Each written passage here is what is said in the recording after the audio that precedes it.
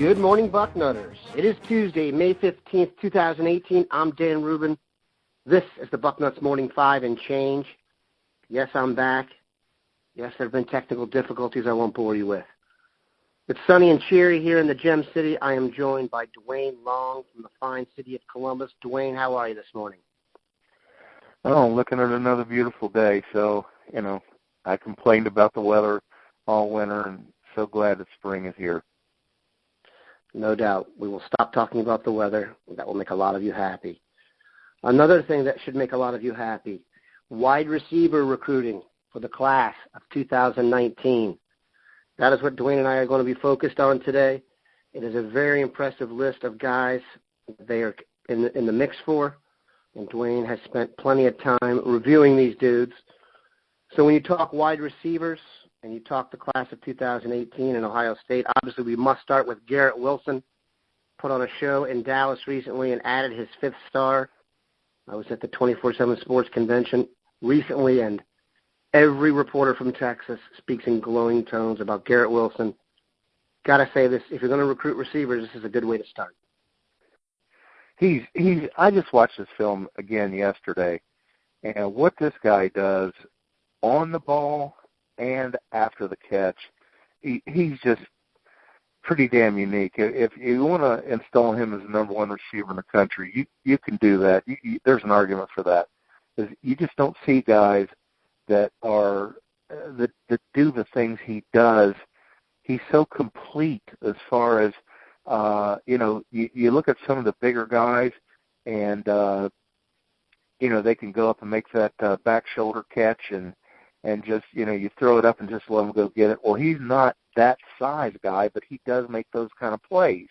He's just over 6 feet. He's not one of these 6'3" guys that are so long and can go up and make that kind of play. But he does, and then he'll also just run by people. And after the catch, he's just electric. He is going to make people miss and make them pay. So, we have not had a guy like that since Grimes, and that's the one I go back to and say he's the best receiver we've got since Grimes. And I think he's going to play immediately. And if he starts, it's not going to surprise me, Dan. It really isn't, especially if K.J. Hill goes ahead. That's the guy he's most likely to be challenging. If Hill goes ahead and goes pro after this season, then I gotta put my money on this kid stepping in immediately and start. I think everyone would agree, and I've talked to people about this, that in terms of receiver recruiting, he's certainly the most complete receiver they've gotten to commit in quite some time. Even Grimes was still more of a straight line guy, and we didn't even get to see him here. But we're always trying to convert these ridiculous athletes or take these big guys and try and help them reach their athletic potential. To me, Wilson is just the prototype receiver for the modern game, and I've said this before. It would not surprise me at all to see him break the season receiving record here at Ohio State. When you consider Matthew Baldwin was also his high school quarterback, there's a chance they can meet down the line in Columbus and do some impressive stuff. We're going to go down the list. For what it's worth, Wilson is ranked number 5 in the composite. I would not be surprised to see that number spike. We're going to go over some other guys Duane has picked out as guys he is interested in, and he can talk about Ohio State's interest and what he thinks, and we're going to go in ranking order. So the next guy up will be the number 7 rated receiver in the country, Kyle Ford out of Orange, California. Your thoughts? Yeah, I love what I see out of this kid. We haven't heard about him a lot. I don't know. I'd have to get Bill and Dan and Alex involved here and see what they think about our prospects with him. But I'd love to see this kid. It's very similar to Wilson, just not on Wilson's level, but close enough. That's the thing about all these receivers that I love, Dan. I sat and watched their films over and over again. I actually still have tabs on my computer with their films on it because I keep going over it. We are in on some of this is a 4-star bonanza out there this year at wide receiver. This is the deepest receiver class, not as many five-star guys. I don't know if there is a five-star guy. If there is, I would say it's Wilson. But the number of high four-star guys that are out there this year and we've got a shot at is just phenomenal. This class goes 20 deep of four-star guys. I'm not exaggerating.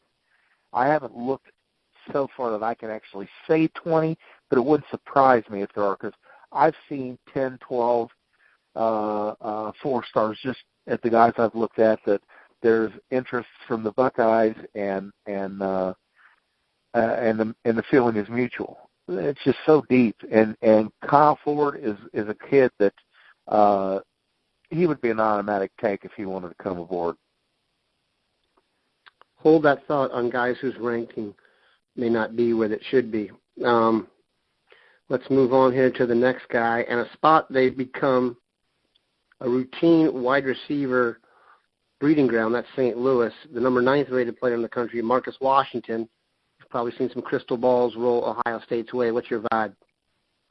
I love him. He's a more of a pure X receiver, split end. He's a bigger guy. He's 6'2" or so, and he's that kid that you just if he's one-on-one, he's open. You just throw it up and let him go get it. And after the catch, he shows really good speed. He's another kid that you just don't say no to. If he wants to come on, you take him. And he's good in the return game. I love acceleration. Watch after the catch, boom, he turns and he's gone. He's another kid. Just please get him in here if we can. You know, the first two guys we talked about, Wilson and Ford, are from Texas and California, respectively. Washington's from St. Louis. Another highly rated Midwest receiver, David Bell, out of Indianapolis. This is a name we've heard about a lot. The 16th rated receiver in the class. And I do believe we're getting into the area where the Midwest gets a little bit of a shun. What's your vibe on David Bell? It has to be level of competition in a state like Indiana where, you know, the football's not elite.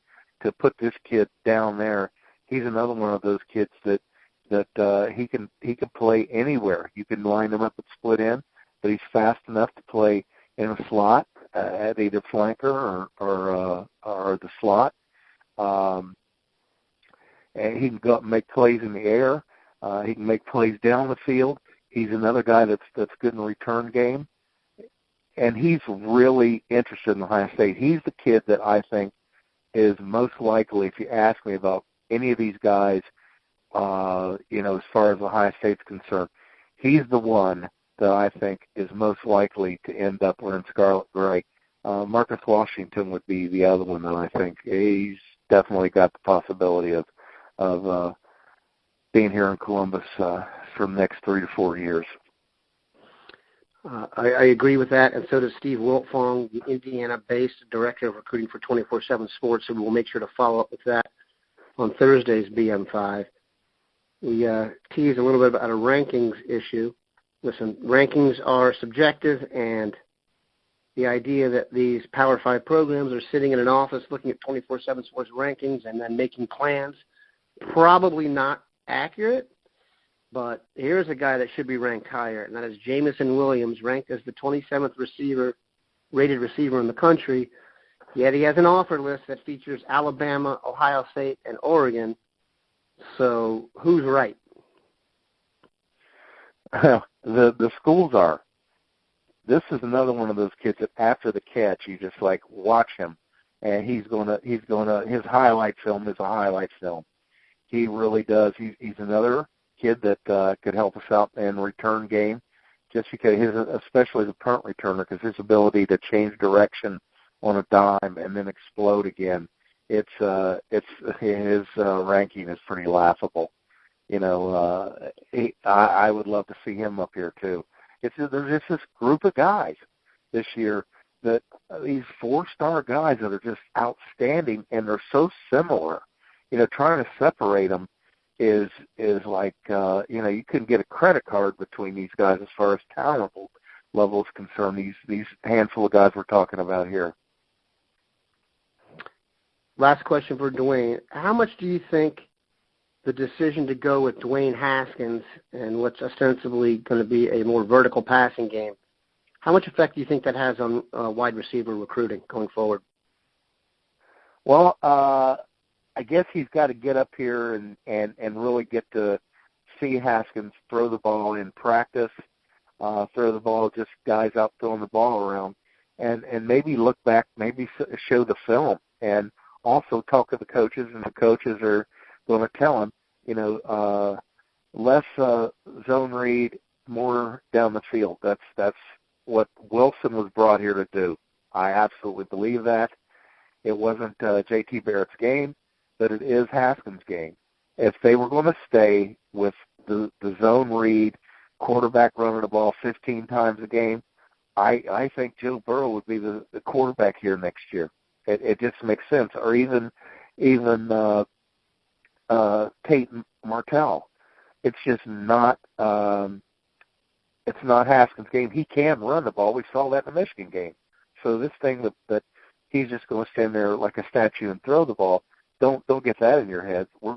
He's going to run the ball some, but I don't think it's going to be such a staple of the Ohio State attack this fall. I don't. We got a couple of good backs, and then you got a guy back there that's a launching pad that get the ball down the field. He's fearless. He just throws the football.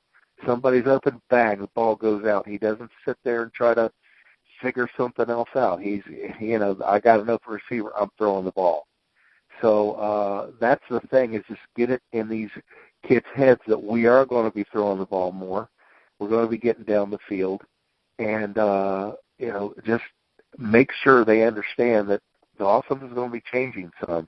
And, the thing to do is, let them see Haskins throw it. And when you see him throw it, Dan, you see something different there. It just jumps off his hand.